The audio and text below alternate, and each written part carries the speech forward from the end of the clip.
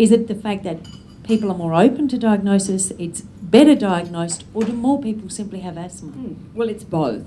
It's both those things. In Lucy's day as a child, it was not acknowledged. It's very interesting. Bronchitis was the word. That, you know, it was all bronchitis. Or tonsillitis. Yes, tonsillitis.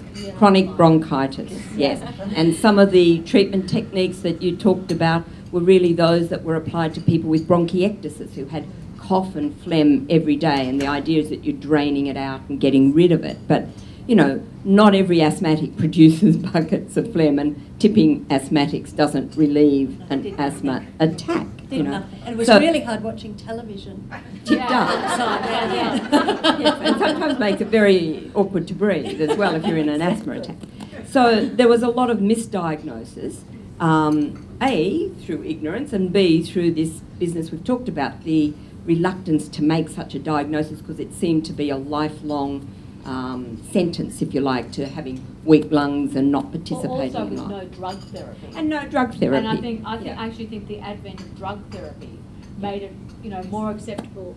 The advent of drug therapy made it more acceptable and easier for diagnosis to occur. Otherwise, if a parent and the children are told that their child has an incurable, chronic, permanent disease with no treatment, that's actually a pretty bleak thing to do. So I think a lot of the time probably the doctors may have been aware of what was going on, but I don't know, I'm not saying they were trying to mislead anybody, but the implications of it were not terribly positive before there were drugs available. Yeah, and I agree with all that, but we can't overlook the fact that there has been a real increase in the prevalence of asthma over the last 20 to 30 years in this country and in a number of other countries. Certainly in Australia, the evidence now is that that increase has plateaued, but we still have a very high prevalence of asthma and allergies in this country for various and complex reasons. So I think there's been a very real increase, but there's also been better diagnosis, recognition, and the application of objective tests like lung function to inform us of what the diagnosis is.